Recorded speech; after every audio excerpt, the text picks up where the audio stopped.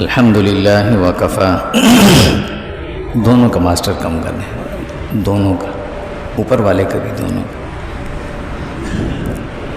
وسلام علی عبادہ الذین اصطفیٰ، اما بعد فاعوذ باللہ من الشیطان الرجیم،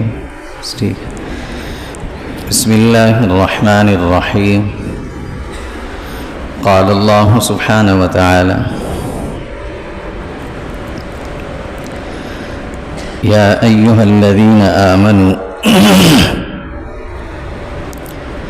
اذا قیل لکم تفسحوا فی المجالس فافسحوا یفسح اللہ لکم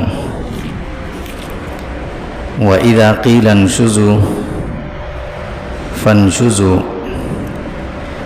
يَرْفَعِ اللَّهُ الَّذِينَ آمَنُوا مِنْكُمْ وَالَّذِينَ أُوتُوا الْعِلْمَ دَرَجَاتٍ وَاللَّهُ بِمَا تَعْمَلُونَ خَبِيرٌ۔ صدق اللہ مولانا العظیم۔ اللہم صل علی جسد محمد فی الاجساد، اللہم صل علی روح محمد فی الارواح، اللہم صل علی روضۃ محمد فی القبور، اللہم صل علی بلد محمد فی البلاد، وعلی آلہ وصحبہ وسلم تسلیما کثیرا کثیرا۔ اللہم انفعنا بما علمتنا وعلمنا ما ينفعنا وزدنا علما، سبحانك لا علم لنا إلا ما علمتنا إنك أنت العليم الحكيم۔ اللهم رب اشرح لي صدري ويسر لي أمري واحلل عقدة من لساني يفقهوا قولي۔ يا أيها الذين آمنوا اے ایمان والو، اذا قیل لکم جب تم سے کہا جائے، تفسحوا فی المجالس کہ بیٹھتے ہوئے مجالس میں بیٹھتے ہوئے کشادگی سے بیٹھو، تو فافسحوا کشادگی اختیار کرو، کھل کھل کر بیٹھو۔ یفسح اللہ لکم اللہ تمہارے لیے کشادگی پیدا کریں گے۔ وَإِذَا قِيلَ انشُزُوا اور جب تم سے کہا جائے کہ اٹھ جاؤ، تو فانشزوا پھر اٹھ جاؤ۔ یرفع اللہ الذین آمنوا منکم اللہ تعالیٰ بلند کر دیں گے تم میں سے ایمان والوں کے درجات، والذین اوتوا العلم اور جو اہل علم ہے ان کے درجات، واللہ بما تعملون خبیر اور جو کچھ تم کرتے ہو اللہ تعالیٰ اس سے اچھی طرح باخبر ہیں۔ اسلام جہاں ہمیں کسی چیز کا حکم دیتا ہے کہ یہ کام کرو، تو ساتھ میں دو چیزیں اور ضرور بتاتا ہے۔ ایک تو اس کام کے کرنے کا طریقہ بتاتا ہے، اور دوسرا اس کے آداب سکھاتا ہے۔ یہ کام کرو، اس کا طریقہ یہ ہے، اس طریقے پہ کرو، اور یہ اس کے آداب ہیں، اس آداب کے ساتھ اس کام کو کرو، پھر وہ عبادت بنتا ہے۔ اسلام ہمیں یہ سکھاتا ہے، حکم اللہ کا پورا کرنا ہے، اللہ کی رضا کے لیے پورا کرنا ہے، نیت صرف اللہ کی رضا ہوگی۔ طریقہ نبی کریم صلی اللہ علیہ وسلم کا اپنانا ہے، اگر نبی کریم صلی اللہ علیہ وسلم کے طریقے سے ہٹ کر کرو گے تو بھی قبول نہیں ہوگا۔ اور آداب اس کے کرنے کے یہ ہیں، ان آداب کے ساتھ کرو گے تو یہ اللہ کے ہاں اعلیٰ درجے میں قبول ہوگا۔ گویا اللہ کا حکم پورا کرنے کے لیے اگر نبی کا طریقہ نہیں ہوگا تو وہ عمل اللہ کے ہاں قبول نہیں ہوگا، اور اگر طریقہ تو نبی کریم صلی اللہ علیہ وسلم کا ہے لیکن آداب کا خیال نہیں رکھا تو عمل اللہ کے ہاں قبول ہوگا، اس پر جو اجر اور ثواب ملتا ہے اس میں کمی آئے گی یا نہیں ملے گا۔ لہٰذا اب ہمیں یہ بات سمجھنی چاہیے کہ اللہ رب العزت کا جو بھی حکم ہم نے پورا کرنا ہے اس کے لیے نبی کریم صلی اللہ علیہ وسلم کا طریقہ بھی اپنانا ہوگا اور ان کام کے کرنے کے آداب بھی سیکھنے ہوں گے۔ اب کچھ چیزیں ایسی ہیں کہ جس کی تفصیل کرنے کا طریقہ، اس کے آداب اللہ نے خود بتا دیے، اور کچھ چیزیں ایسی ہیں کہ جس کا حکم اللہ نے دیا، طریقہ کرنے کا نبی کریم صلی اللہ علیہ وسلم نے سکھایا۔ مثلا وراثت کے احکامات ہیں، طلاق کے احکامات ہیں، نکاح کے معاملات ہیں، اللہ نے اس کا حکم بھی دیا اور طریقہ بھی بتا دیا۔ نماز ہے، روزہ ہے، زکوٰۃ ہے، اللہ رب العزت نے اس کا حکم دیا، نبی کریم صلی اللہ علیہ وسلم نے اس کا طریقہ آ کر ہمیں سکھا دیا اور پھر اس کے آداب بھی بتا دیے۔ چنانچہ اب ایک ہوتا ہے حکم کو پورا کرنا، ایک ہوتا ہے اس حکم کو اس طریقے پر کرنا جیسے نبی کریم صلی اللہ علیہ وسلم نے کیا ہے، ان آداب کا اور اس طریقے کا خیال رکھ کے کرنا، تب وہ عمل اللہ کے ہاں مقبول بھی ہوتا ہے، اس پر اجر و ثواب بھی مرتب ہوتا ہے۔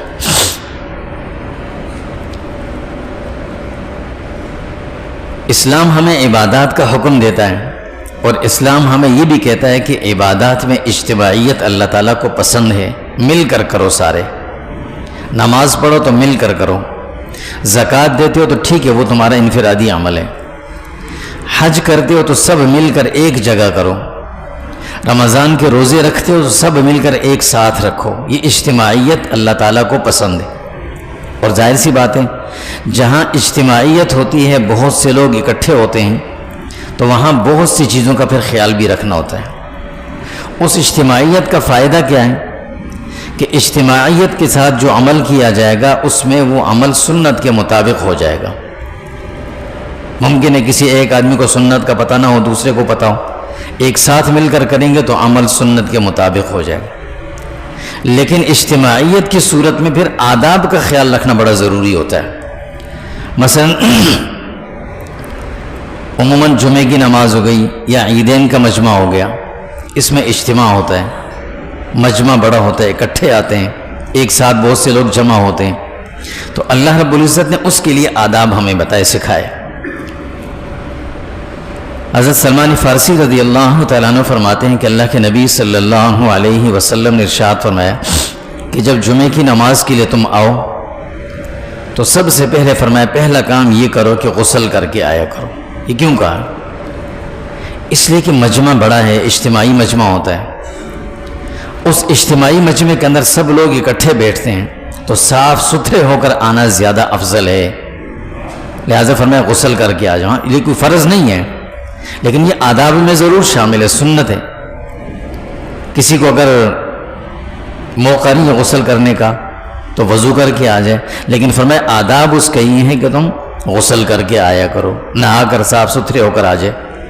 پھر فرمایا کہ نہانے کے ساتھ ساتھ صاف ستھرے کپڑے پہن کے آیا کرو، اور پھر ساتھ میں فرمایا خوشبو استعمال کر کے آیا، کیونکہ مجمع بڑا ہوتا ہے، بڑے مجمع میں جب ایک ساتھ بیٹھتے ہیں تو بعض اوقات ظاہر ہے انسان کو پسینہ بھی آتا ہے، اس پسینے کی وجہ سے ہمارے ساتھ نماز پڑھنے والوں کو ناگواری محسوس نہ ہو، ہمیں خوشبو کا استعمال کر کے آیا کرو۔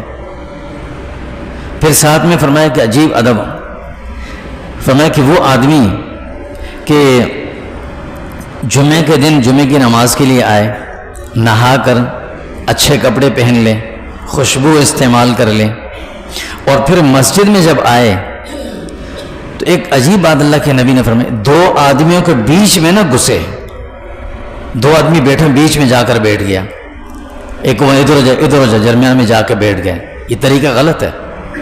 آداب اسلام جو سکھاتا ہے اس میں یہ چیز شامل نہیں، منع کرتے ہیں۔ دو آدمی بیٹھے ہوئے ہیں، ابھی نماز شروع نہیں ہوئی ہے، دو آدمی بیٹھے ہیں، بے شک درمیان میں تھوڑی سی جگہ خالی بھی ہو، ہم آ کر ایک کو ادھر کریں کو ادھر کریں، بیچ میں جا کر بیٹھ جائیں، اسلام فرماتے ہیں نہیں۔ اللہ کے نبی صلی اللہ علیہ وسلم فرماتے ہیں وہ مسجد میں آئے اور دو آدمیوں کے بیچ میں نہ گھسے، اور جب بیٹھے تو خاموشی کے ساتھ بیٹھے، بات چیت نہ کرے، فضول اونچی آواز سے چیخ چلا والی بات نہ کرے، خاموش بیٹھ جائے، اور خاموش بیٹھ کر کرے کیا؟ فرمایا اگر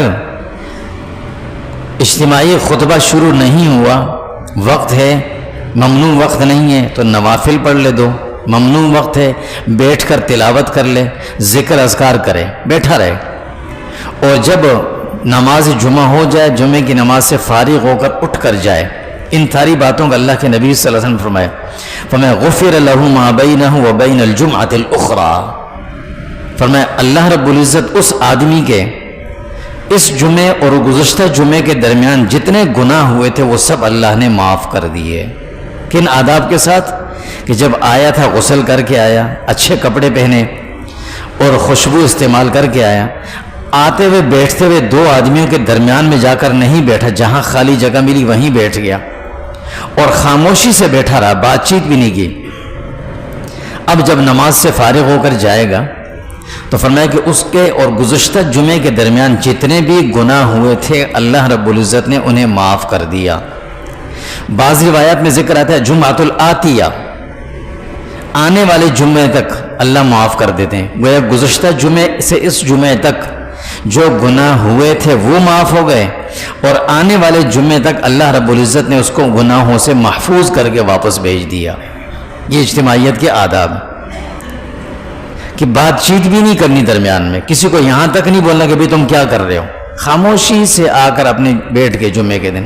ایک تو مسجد کا آداب کا خیال کہ مسجد میں فضول بات نہیں کرنی، دوسرا جمعے کی نماز کے آداب میں یہ بات شامل ہے کہ گفتگو سے پرہیز کرنا۔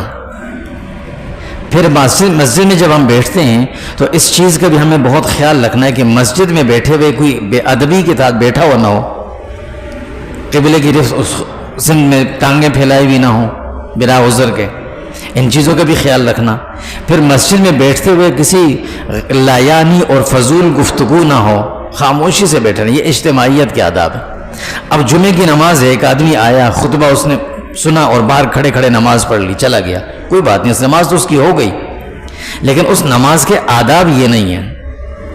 بھئی ایک آدمی نے اگر دعوت پہ ہمیں بلایا ہے، اس نے ایک ہال بک کرایا، اس کے اندر کرسیاں لگی ہیں، ٹیبلیں لگی ہیں، کھانا ایک ترتیب سے رکھا ہوا ہے، کھانے کا وقت متعین ہے کہ اس وقت کھانا کھلے گا۔ ایک آدمی آتا ہے جلدی جلدی کھانا پہلے وقت نکال لے، اور وقت سے پہلے کھانا نکالا اور باہر جا کر گیٹ پہ کھایا اور چلا گیا، اس نے بھی کھا لیا۔ اور ایک آدمی آیا، وہ کرسی پہ بیٹھا تھا، جب کھانا کھلا اس نے آرام سے جا کر کھانا اٹھایا، اپنے لیے کھایا، اس نے بھی، اور وہ بھی چلا گیا، دونوں نے کھانا کھا لیا۔ لیکن اچھا کون سا لگا؟ جو آداب کا خیال رکھ کے آیا تھا، یہ اچھا لگا۔ اب ایک آدمی کہے بھائی نماز تو ہو گئی ہے، بھائی نماز تو ہو جاتی ہے، نماز تو گیٹ پہ کھڑے کھڑے بھی ہو جاتی ہے، لیکن ہم اگر اللہ کا حکم پورا کرنے آئے ہیں تو پھر ہم سنت طریقہ بھی دیکھیں اور اس کے آداب کا بھی خیال رکھیں۔ کھانا کھڑے کھڑے بھی کھا لیں، وہ بھی کھا لیتا ہے، اور بیٹھ کے دسترخوان پہ کھائیں گے، وہ بھی کھا، دونوں کے پیٹ بھر گیا، لیکن فرق دونوں میں تھا۔ اللہ تعالیٰ کو آداب کے ساتھ کیا ہوا عمل پسندیدہ ہے۔ ہاں بغیر آداب کے کریں گے تو اللہ کہیں گے ٹھیک ہے فرض تو سب ہو گیا، ادا ہو گیا، لیکن آداب کا خیال نہیں رکھا۔ اللہ کے نبی صلی اللہ علیہ وسلم فرماتے ہیں، حضرت عبداللہ بن سلام رضی اللہ تعالیٰ عنہ کی روایت ہے، فرماتے ہیں کہ نماز کے آداب میں سے کیا ہے؟ فرمایا کہ جمعے کی نماز کے لیے اللہ کے نبی صلی اللہ علیہ وسلم خاص طور پہ فرمایا کہ اگر تم سے ہو سکے، مشکل نہ ہو، تو اپنے پاس ایک جوڑا کپڑوں کا ایسے رکھا کرو کہ جمعے کی نماز کے لیے پہن کر اسے آؤ۔ کتنی عجیب بات بتائی۔ اب جو لوگ گھر سے آ رہے ہیں اچھی بات ہے، ان کے وہ تو ظاہر ہے گھر سے پہن کر آتے ہیں، لیکن جو لوگ ایسی جگہوں پر جن کا روز کا معمول ہے، کوئی کام ہے ان کا، تو اپنے کام کی جگہ میں ایک صاف ستھرا کپڑوں کا ایک جوڑا رکھ لیا، کوئی مشکل تو نہیں ہوتی، ہم رکھ سکتے ہیں۔ اس کام کے لیے ایک سوٹ بھی ہم نے رکھا ہوتا ہے تو ایک سوٹ صاف ستھرا وہاں رکھ لیا۔ یہ صرف جمعے کی بات نہیں، ہر نماز کے لیے۔ بعض اوقات ہم کام کر رہے ہیں، ظاہر ہے کام ایسے ہوتے ہیں جس میں کپڑے بھی گندے ہو جاتے ہیں، ہاتھ بھی گندے ہوتے ہیں، کام ایسے ہیں، تو اب اسی کیفیت میں مسجد میں آ گئے نماز پڑھنے کے لیے، نماز تو ہو گئی، یہ کوئی آپ سے نہیں کہے گا کہ نماز نہیں ہوئی، لیکن ہم نے اس نماز کے آداب کا خیال نہیں رکھا۔ انہی کپڑوں میں جن میں ہم کام کر رہے تھے انہی کپڑوں میں آ گئے، پاک تو ہیں وہ لیکن صاف نہیں ہے، صاف نہیں ہیں وہ کپڑے۔ اب صف میں آ کر کھڑے ہوں گے، جن کے ساتھ ہم کھڑے ہوں گے اچھا بھی نہیں لگے گا، کپڑوں سے ظاہر ہے کچھ کپڑے آلودگی ان پہ لگی ہوئی ہے، کچھ اس میں پسینے کی بدبو بھی شامل ہوگی۔ اب ایسی کیفیت میں ہم نماز پڑھ کے جا رہے ہیں، ہم نے اس نماز کے آداب کا خیال نہیں رکھا۔ اللہ کے نبی صلی اللہ علیہ وسلم فرماتے ہیں کہ اگر تم سے ہو سکے تو اپنے لیے ایک جوڑا کپڑوں کا اپنی کام کی جگہ پہ رکھ لو، جب کام سے فارغ ہو کر نماز کے لیے جا رہے ہو جلدی سے اسے پہن لیا، وضو کر لیا، جا کے نماز پڑھی، واپس آ کر اتار کر رکھ دیا دوسرا سوٹ وہی اپنا کام والا پہن لیا۔ انہی کام کے کپڑوں میں اٹھ کر ہم آ جاتے ہیں مسجد میں۔ اب منع کرنے والا کوئی نہیں منع کرے گا، لیکن ہمیں خود اس چیز کا خیال رکھنا چاہیے۔ پھر اسی طرح کپڑوں کا جب ہم کہتے ہیں نا لباس، تو لباس کے ساتھ یہ ٹوپی اور سر کا ڈھانپنا شامل ہے۔ یہ اکثر ہم لوگ کہتے ہیں بغیر ننگے سر نماز کیوں نہیں، تو ہو جاتی ہے، بالکل ہو جاتی ہے، 100% ہو جاتی ہے، فتویٰ یہی ہو جاتی ہے۔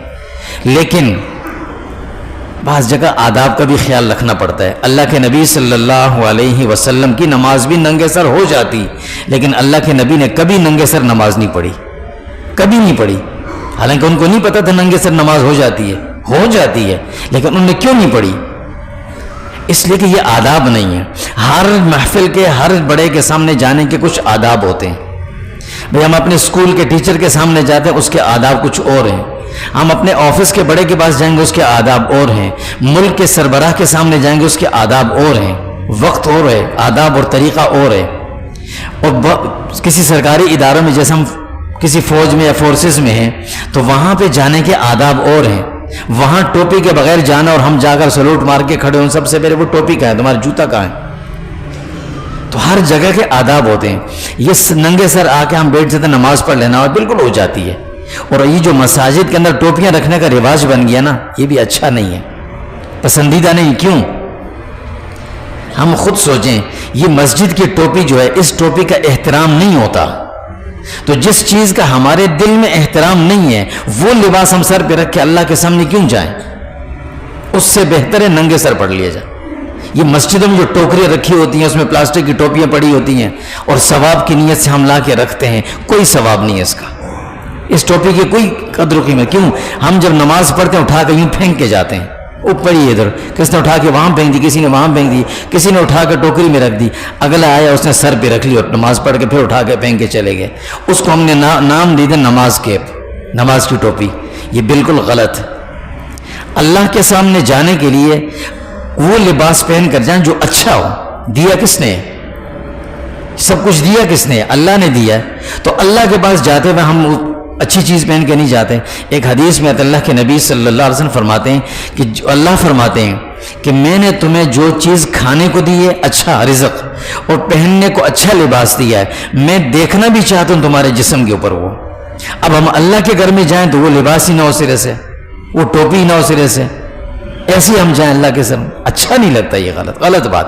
جہاں ہم 1500 2000 3000 کا سوٹ خریدتے ہیں، وہیں ہم 200 250 300 روپے کی اچھی سی بہترین سی ٹوپی خرید کے رکھیں۔ جب ہم نماز کے لیے جائیں، وہ ٹوپی پہنی سر پہ، نماز پہن لے، نماز کے وقت پہن لی، بعد میں بے شک اتار دیں، نہ پہنے، لیکن کم سے کم آداب یہ شامل ہیں۔ اور یہ آداب کیوں شامل ہیں؟ اس لیے کہ اللہ کے نبی صلی اللہ علیہ وسلم نے اور اللہ کے نبی کے ان صحابہ نے جنہوں نے حضور کو نماز پڑھتے ہوئے دیکھا، ان کے ساتھ نماز پڑھی، انہوں نے کبھی ننگے سر نماز نہیں پڑھی، اگرچہ ان کے پاس عذر تھا۔ بہت سارے صحابہ ایسے تھے کہ جن کے پاس کپڑے بھی نہیں ہوتے تھے پوری طرح، لیکن کبھی ننگے سر نہیں آئے۔ کیوں؟ ایک دور وہ تھا، ہم اپنا دور دیکھیں، بڑے جو ہم سفید ریش حضرات ہیں، ہم اپنے گھر کے اندر اپنے والد کے سامنے ننگے سر جاتے تھے؟ نہیں جاتے تھے۔ ان سے پوچھیں بڑوں سے کہ بڑوں کے سامنے کیوں نہیں جاتے تھے؟ اس کے آداب شامل تھے۔ اسکولوں میں جن اسکولوں کے اندر ہم پڑھ کے آئے ہیں، آپ لوگ پڑھ کے آئے، ان اسکولوں کے اندر اسکول کی ایک باقاعدہ مخصوص ٹوپی ہوتی تھی، اس کے بغیر ہمیں کلاس میں داخل نہیں ہونے دیا جاتا تھا۔ ٹوپی کہاں ہے؟ لباس بھی ہوتا تھا، ساتھ میں ٹوپی بھی ہوتی تھی۔ یہ الگ بات ہے کہ چیزیں بدل گئیں، کیوں؟ اس وقت وہ فطرت کے عین مطابق تھا، اب نہیں ہے۔ تو اس طرح جس طرح کپڑوں کا صاف ہونا، اسی طرح ٹوپی کا بھی صاف ہونا اور ہونا لازمی، یہ نماز اور اجتماعیت کے لیے ضروری ہے۔ اللہ کے نبی صلی اللہ علیہ وسلم نے ایک اور بات بتائی، فرمایا کہ جو شخص جمعے کے دن آئے نماز کے لیے، عبداللہ بن سلام رضی اللہ تعالیٰ عنہ کی روایتیں فرماتے ہیں کہ اللہ کے نبی نے فرمایا کہ اپنے لیے ایک صاف ستھرا کپڑا بھی پہن رکھ لیا کرو، اس کو پہن کے آیا کرو، اور پھر جب مسجد میں آئے وہ آدمی، اور فرمایا کہ بیٹھے ہوئے لوگوں کی گردنوں کو پھلانگتے ہوئے آگے نہ آئے، بڑی سخت وعید ہے. گردن پھیلانے کا کیا مطلب؟ لوگ صف میں پہلے سے بیٹھے ہوئے ہیں, بے شک جگہ خالی ہے, آپ پیچھے بیٹھ جائیں, جب نماز کھڑی ہوگی پھر آگے جگہ بنے گی. گردنوں کو اوپر سے پھلانگتے پھلانگتے آگے آ گئے اگلی صف کے چکر میں, یہ بہت سخت گناہ ہے. حدیث میں اللہ کے نبی صلی اللہ علیہ وسلم کیا فرماتے ہیں؟ من تخطى رقاب الناس یوم الجمعہ اتخذ جسر الى جہنم. سنیے, جس آدمی نے جمعے کی نماز کے لیے آتے ہوئے لوگوں کے اس کو پھلانگتے ہوئے جو آدمی آگے آیا, اتخذ جسر الى جہنم, قیامت کے دن اللہ اس آدمی کو جہنم کا پل بنائیں گے. جہنم کا پل اس کو بنائیں گے, اس آدمی کو جو جمعے کے دن لوگوں کی گردنیں پھلانگتے ہوئے آگے آ رہا تھا. کتنا شدید گناہ ہے. یہ ہیں آداب جو نماز کے اور مجمع کے اور جمعے کی نماز کے اللہ نے ہمیں, اللہ کے نبی نے ہمیں آداب سکھائے. جہاں جگہ ملی وہیں بیٹھ گئے. حضور صلی اللہ علیہ وسلم ایک مرتبہ خطبہ ارشاد فرمایا, غالباً جمعے کا دن تھا. عبداللہ بن مسعود رضی اللہ تعالیٰ عنہ دیر سے آئے. ایک صحابی یوں ہی آ رہے تھے آگے کی طرف, صف میں آگے آنے کی کوشش کر رہے تھے. حضور صلی اللہ علیہ وسلم نے فرمایا, بیٹھ جاؤ, لوگوں کو اذیت دے رہے ہو تم. اس آدمی سے کہا, غصے سے کہا, بیٹھ جاؤ, تم اذیت دے رہے ہو لوگوں کو, لوگ بیٹھے ہو, تم پھلانگتے ہوئے آگے آ رہے ہو. عبداللہ بن مسعود رضی اللہ مسجد کے دروازے پہ داخل ہوئے, وہیں بیٹھ گئے, اسی جگہ بیٹھ گئے. حضور صلی اللہ علیہ وسلم کی نظر پڑی, جائے ممبر پہ تھے, نظر پڑی تو ان سے کہا, عبداللہ تم آگے آؤ, تمہیں نہیں کہا میں نے. انہوں نے کہا, یا رسول اللہ, جب آپ نے کہا بیٹھ جاؤ, مجھ تک آواز پہنچ گئی, میری ہمت نہیں ہوئی کہ میں اپنے آگے قدم بڑھا سکتا. فرمایا, تم آگے آ جاؤ, تمہیں نہیں کہا میں نے. یہ اس آدمی کو کہا ہے جو گردنیں پھلانگتے ہوئے آگے آ رہا ہے, لوگوں کے اوپر سے پھلانگتے ہوئے آگے آتے ہیں. یہ بہت غلط طریقہ ہے. یہ دو چیزیں ہمارے ہاں بہت زیادہ عام ہیں. دیر سے آنا, سب سے پہلے پہنچنا. آتے دیر سے, پہنچتے سب سے پہلے. طریقہ کیا ہے؟ لوگ بیٹھے میں پھلانگتے آگے آ رہے ہیں. پھلانگنے کی بھی اجازت نہیں ہے, سخت منع کی اللہ کے نبی نے. اور دو آدمیوں کے درمیان میں گھس کر بیٹھنے کی بھی سخت ممانعت ہے, شدید قسم کی ممانعت. یہ جمعے کے آداب ہیں, یہ کوئی سختی نہیں ہے. یہ ہمیں وہ آداب سکھائے جا رہے ہیں کہ جن کو پورا کر کے ہم عبادت کریں, اللہ ہمیں تب اجر و ثواب دیں گے. ویسے جمعے پر اتنا اجر نہیں رکھا. اللہ کے نبی صلی اللہ علیہ وسلم کیا فرماتے ہیں؟ جو تم جمعے کے لیے آتے ہو نا, ابھی جمعے کے وقت سے پہلے, ابھی نماز کا بہت ٹائم باقی, جو سب سے پہلے آدمی آتا ہے جمعے کے دن فجر کے بعد سے ہی, فرشتے اتنی اہتمام کے ساتھ, تیاری کے ساتھ مسجد کے دروازے پہ آ کر بیٹھ جاتے ہیں. ان کے پاس ایک رجسٹر ہوتا ہے, اس رجسٹر میں نام لکھا جا رہا ہے, جو سب سے پہلے آیا اس کو اجر و ثواب اتنا ملا. فرمایا, جتنا تم نے ایک اونٹ اللہ کے راستے میں قربان کیا. اس کے بعد جو آئے گا اس کے لیے لکھا گیا, فرمایا یہ اس کے لیے اتنا ثواب لکھا جائے گا جیسے ایک گائے اس نے اللہ کی راہ میں قربان کی. تیسرے بند اس کے جو بعد آنے والے لوگ ہیں اس کے لیے لکھا جائے گا کہ اس نے ایک بکری اللہ کی راہ میں قربان کی. چوتھے نمبر پر آنے والا, فرمایا اس کے لیے لکھ دو کہ اس نے ایک مرغی اللہ کے راستے میں دی. پانچویں میں جو دیر سے آنے والا ہے, فرمایا اس کے لیے لکھ دو کہ اس نے ایک انڈا اللہ کے راستے میں دی. یہ حدیث کے الفاظ ہیں. اور جب خطبہ شروع ہو جائے, اللہ کے نبی صلی اللہ علیہ وسلم فرمایا کہ وہ فرشتے اپنا یوں رجسٹر بند کرتے ہیں اور آ کر بیٹھ کر خطبہ سننے لگ جاتے ہیں. اب دیر سے آنے والا ہے, اس کا نام کہیں نہیں لکھا گیا. ٹھیک ہے, اللہ کو علم ہے, اس نے آ کے پڑھ لیا, نماز اس نے پڑھ لی ہے, لیکن اس کا نام ان جگہوں میں نہیں لکھا گیا جل کل قیامت کے دن فرشتے اس کے حق میں گواہی دیں گے, نہیں لکھا گیا اس کا. اب وہ آیا اتنی دیر سے اور وہ پھلانگتے آگے آ رہا ہے, بجائے ثواب کے وہ گناہ کماتے ہوئے آ رہا ہے. اللہ کے نبی نے ایسے تو نہیں فرمایا اتخذ جسر الی جہنم, اس کو جہنم کی طرف پل بنایا جائے گا. یہ اس آدمی کے لیے کہا ہے جو آتا دیر سے اور لوگوں کو پھلانگتے آگے آنے کی کوشش کرتا ہے. یہ نہیں کرنا چاہیے. دو آدمی بیٹھے ہیں, بے شک بیچ میں جگہ ہے, پیچھے آرام سے بیٹھ جائیں. اور خاص طور پر ایسے موقع پر کہ جہاں دو آدمیوں کو ناگوار لگے کہ ہمارے درمیان میں آ کر بیٹھے, تو پھر تھوڑا پیچھے بیٹھ جائیں. جب نماز کھڑی ہوگی پھر جہاں جگہ ملے وہاں اگر ہم کھڑے ہوں. تو اللہ کے نبی صلی اللہ علیہ وسلم یہ آداب بتائیں. پھر اللہ کے نبی صلی اللہ علیہ وسلم نے ایک اور چیز بتائی جو سب سے اہم جمعے کے لیے, عام نمازوں میں بھی اور جمعے بھی. عبداللہ بن عمر رضی اللہ تعالیٰ عنہ فرماتے ہیں کہ اللہ کے نبی صلی اللہ علیہ وسلم نے اس بات سے منع فرمایا. کس بات سے؟ فرمایا جو آدمی آئے بعد میں اور پہلے سے کوئی آدمی یا کوئی بچہ کوئی بھی بیٹھا ہوا ہے, اسے اٹھائے, اسے اٹھا کر اور خود اس جگہ بیٹھے. ہم یہ بہت اکثر کرتے ہیں, چھوٹے بچے بیٹھے ان کو اٹھایا, اٹھو پیچھے ہو جاؤ, اور ہم خود آ کر بیٹھ جاتے ہیں. یہ غلط بات ہے, قطعاً غلط ہے. دو چیزوں کا خیال رکھنا چاہیے. جو بچہ بالکل چھوٹا ہے, ناسمجھ ہے, بڑا کوئی اس کو لے کر آیا, اس کے ساتھ ہے, تو کوشش یہ کریں کہ پہلی صف دوسری صف جہاں بھی ہو, ایک طرف کونے میں اس بچے کو لے کر بیٹھ جائیں. کیا پتہ بچہ ہے، کچھ نجاست گر جائے، اس سے جگہ ناپاک ہو جائے. اگر کسی کونے میں ہوگا تو کوئی ایسی دقت پیش نہیں آئے گی، اسے مشکل ہو تو کھڑکی سے باہر بھی جا سکتا ہے. کچھ ہو گیا، ناپاکی ہو گئی تو جگہ کا دھونا بھی آسان ہوتا ہے. یہ ہمیں خود خیال کرنا چاہیے. ہم بعض اوقات خود بھی غلطی کرتے ہیں، پھر لڑائی ہوتی ہے، مسجد میں لڑتے ہیں، بچوں کو کیوں اٹھایا، دوسرا کہتے ہیں بچے کو کیوں بٹھایا. اب یہ دونوں بات غلط ہیں. بچے کو بٹھانا اپنے ساتھ لے کر پہلی صف میں تو کونے پہ بیٹھنا، اگر وہ نہ سمجھے. اور اگر بچہ سمجھدار ہے، نماز کو سمجھتا ہے، پاکی ناپاکی کو جانتا ہے، وہ جہاں بیٹھا ہے وہ اس کا حق ہے. بڑا اگر بے شک بزرگ ہے وہ اس کو اٹھا نہیں سکتا. ہاں بچوں کو یہ آداب سکھانے چاہیے، اس میں ثواب ہے کہ بیٹا جب کوئی بڑا آ جائے تو آپ اس کے لیے جگہ چھوڑ دیں. یہ صرف مسجد میں نہیں، یہ آداب ہمیں وہاں بھی دیکھنے چاہیے. جب ہم شادی بیاہ ہوتے، تقاریب ہوتی ہیں، حال میں داخل ہوتے ہیں، بچے کرسیوں پہ بیٹھے بڑے کھڑے ہوتے ہیں، وہاں کوئی نہیں اٹھتا. لیکن مسجد میں آ کے ہم اٹھا دیتے ہیں بچے کو، اٹھ جاؤ بڑا بزرگ آ گیا. یہ ہر جگہ کے آداب ہیں، بچوں کو یہ آداب سکھانے چاہیے. گاڑی میں آپ سفر کر رہے ہیں، کوئی بزرگ بڑے آ گئے، آپ سیٹ سے اٹھ جائیں، اس کو بٹھائیں. گھر میں آپ بیٹھے ہوئے، گھر میں کوئی مہمان بڑا آ گیا، آپ کو کھڑا ہو جانا چاہیے. والد صاحب باہر سے آئیں، آپ کو اٹھ جانا چاہیے، کھڑے ہو جانا چاہیے، جگہ ان کی خالی رہے. یہ آداب ہیں. مسجد میں بھی ایسے ہی آداب ہیں. بچوں کو سکھانا چاہیے کہ بیٹا جب کوئی بڑا آئے آپ اٹھ جائیں. لیکن بڑے کو یہ حق نہیں پہنچتا کہ وہ آ کر بچے سے کہ اٹھ جاؤ میں بیٹھوں گا، خاص کر مسجد میں یہ حق نہیں پہنچتا. بچہ اگر پہلے آ کر بیٹھا ہے، اس کی وہ جگہ ہے، اسے وہ بیٹھنے دیا جائے، آپ پیچھے بیٹھ جائیں. لیکن بچے کو اٹھا کر اس کی جگہ بیٹھنا نہیں ہے. حضرت عبداللہ بن عمر رضی اللہ تعالیٰ عنہ فرماتے ہیں کہ اللہ کے نبی صلی اللہ علیہ وسلم نے اس بات سے منع فرمایا کہ کوئی آدمی آئے اور بیٹھے ہوئے کو اٹھائے اور خود وہاں بیٹھے. اس سے سخت منع فرمایا. میں یہ کام نہیں کرنا. یہ بھی آداب نماز کے اور آداب مسجد کے خلاف ہیں.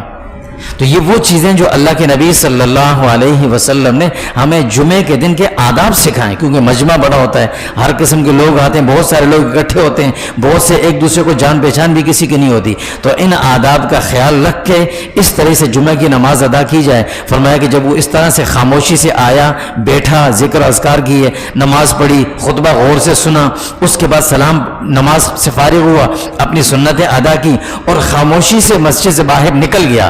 فرمایا اس آدمی کے لیے اللہ کے نبی صلی اللہ علیہ وسلم فرماتے ہیں ایک جمعہ سابقہ اور ایک جمعہ آنے والے، اس درمیان میں جتنے گناہ ہوئے یا ہوں گے، سابقہ جو ہوئے اللہ نے معاف کر دیے، اور آئندہ کے لیے اگلے جمعے تک اللہ نے اس کو گناہوں سے محفوظ کر دی کہ اس کے گناہ نہیں ہوں گے.